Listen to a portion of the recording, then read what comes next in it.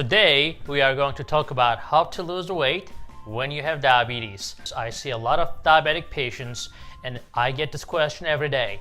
How am I going to lose weight because of diabetes? Am I stuck with this weight gain? No. Tune in. I'm gonna give you all the secrets. Okay, so number one question. Why do you gain weight when you have diabetes? Well, that is very, very common. Number one, when you're insulin resistant, if you have type 2 diabetes and you're insulin resistant, it is so freaking easy to gain weight. So I never blame my patients. Look, it is not you. It is sometimes the body you came in, the genetics, a lot of environmental factors contribute to your weight gain. So, first of all, let's take the blame part away.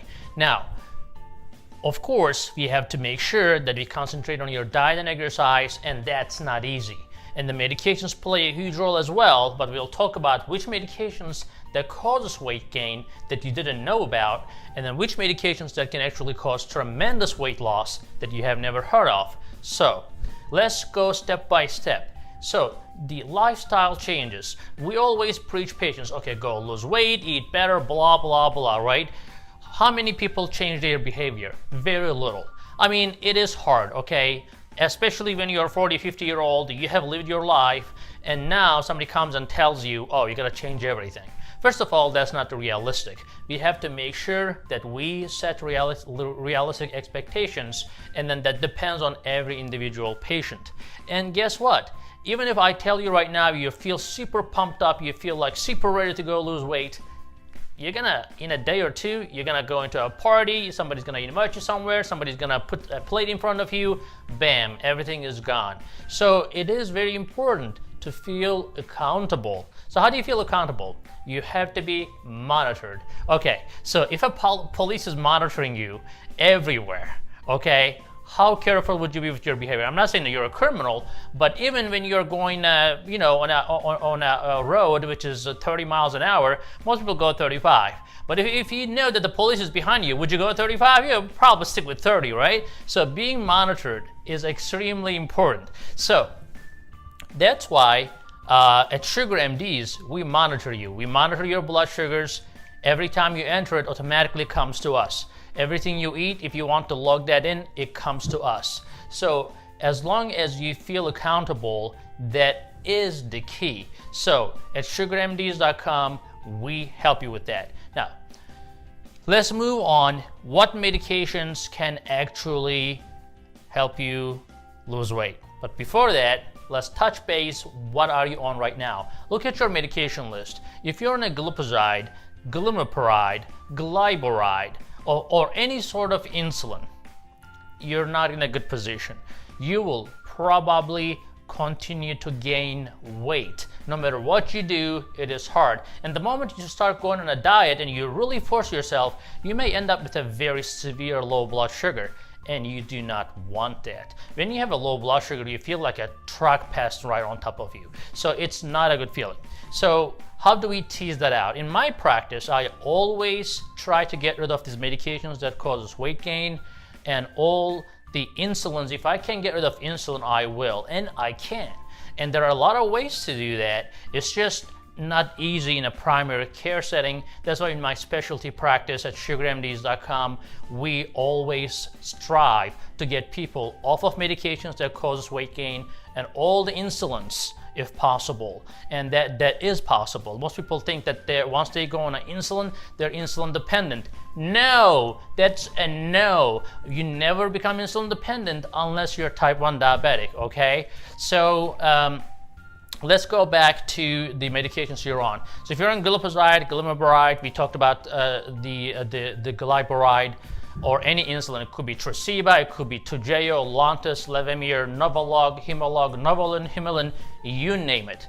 So how do we get rid of these medications? Number one, of course, we're gonna work on your lifestyle changes and exercise, as that has a dramatic effect. Every time you make a change in your diet and every time you make a change in your exercise, that is like equal to one medication.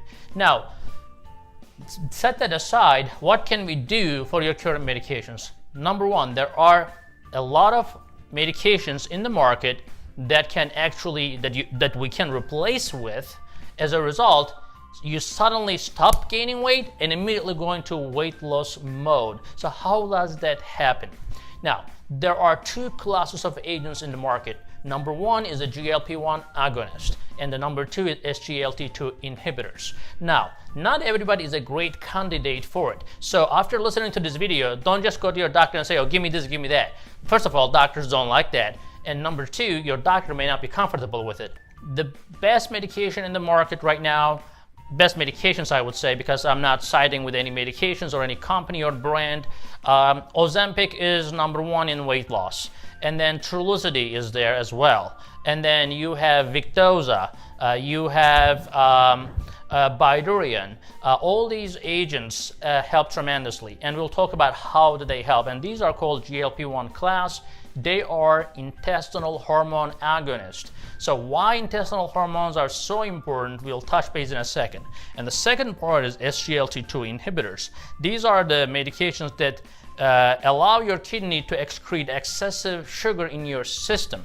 And these are called Invokana, Jardiance, Farxiga, Steglatro. Okay, so again, let's go back to how they work and why they're important. Now, when you have diabetes, your gastrointestinal system unfortunately does not produce enough gastrointestinal hormone. So, as you know, your body communicates, the different organs communicate through hormones. That's the only communication system. So, when you eat normally, your stomach and your intestinal system is supposed to make an intestinal hormone to alert your pancreas, which is the insulin producing organ, to make enough insulin. Now, in diabetes, that's not really happening efficiently. So as a result, we give these medications and suddenly your body makes the insulin within you, and as a result, you do not have to take insulin. So insulin is only given only as much as you need, right? And that takes care of the blood sugar that comes with the food. Now, how do you really lose weight if your body is making insulin? I just told you that insulin causes weight gain, right? So here is the difference. When your body makes only enough insulin to take care of what you eat, then that's not a big problem. On the other hand, if you are taking insulin from outside, you are eating to compensate for the insulin that you have already taken. So you have to eat enough to avoid the low blood sugar because you are giving a predetermined amount of insulin and you're almost forced to eat. On the other hand, the human body, we don't always eat a big meal. We sometimes have a small lunch, sometimes a big lunch, and most of the time small dinner, but sometimes big dinner, whatever. And our body normally adjusts that insulin. And unfortunately, when you're on insulin, you're given a fixed amount of insulin, unless you're counting carbs, which most of the time it's hard to do, you end up getting too much insulin in your system, which causes weight gain. Now, the second good thing about these medications, they cut your appetite. So we have a lot of intestinal hormone receptors in our body, and some of them are in the hypothalamus, which is where the appetite center is. So when you take these medications, or even before, in the normal people, when we eat, that these hormones go to your brain, says there's food, okay, stop eating. Simple as that. Now, when that's not really working, we are replacing these intestinal hormones, so your body actually realizes that there is food. So when I typically start these medications, people basically, they just feel full by half the plate or half the hamburger or whatever, everything goes in half, and they feel full. Now, another good thing about these medications, that's the third good thing about these medications, is that it slows down your intestinal system. So normally you eat things and then it goes through right away. Now, but if it stays in your system, if it stays in your stomach, instead of 2 hours, it stays in your stomach for 6 hours. That means that for 6 hours you have a full stomach, and that means that you're not gonna feel hungry. So those are all the good things that causes weight loss. Again, these medications are Ozempic, Trulicity, Victoza, Bydureon. Byada was there, but this is too cumbersome, it's too old to use. But if you have to use Byada, we can use Byada as well. But again, the most popular ones nowadays are Ozempic and Trulicity. And they're once a week, and they do the wonders. Okay, so the next class of agents are SGLT2 inhibitors, and as we discussed, these are Jardiance, Steglatro, Invokana, and Farxiga.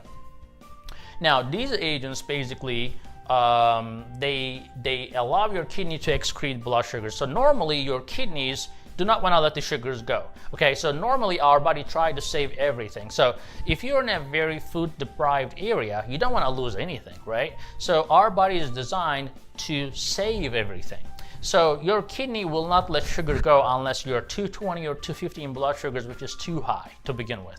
So that's why you will lose weight. If your blood sugars are running 300, 400 all the time, you may lose weight just because your blood sugars are running so high and kidney will start spilling it out after 250. So just because you're losing weight without medications and you have diabetes, that's not a good thing. We call that a wasting because, you know, your body is losing so much sugar, you end up, destroying all your protein and fat as well. However, with these medications in a controllable fashion, when your blood sugars are going about 100, in normal circumstances, you wouldn't urinate that blood sugar. However, on these medications, you know, let's say I brought your blood sugar down to 200, but then you need a little bit more effort to bring the blood sugars down. Now, we can put insulin on and bring your blood sugar down, but then the insulin packs the glucose into fat cells and causes weight gain. On the other hand, we can actually give you these medications, and then what happens mechanically is that this blood sugar is filtered through the kidneys and are not reabsorbed. As a result, you pass all the sugar into the toilet. So you can lose 300 calories almost every day. So that's a lot of calories. So a lot of people, for example, overestimate actually how much exercise they do. They go to the gym and they walk like half an hour or for an hour. They just walk. It's not like running or sprinting, and they think that they have lost 500 calories. That's not true. They're probably losing 100, 150 calories. And if they're losing 300 calories an hour, they're doing pretty good. Now think about this. These medications are making you lose 300 calories just by going to the restroom. Now, of course, you need to be drinking more water because the sugar is going to absorb your water as well. So you're going to be going to the restroom more often. So you need to stay hydrated. These agents have been shown to reduce the heart failure and heart attacks as well. They also have been shown to reduce the progression of diabetic kidney disease. Okay, so these are the ways to lose weight.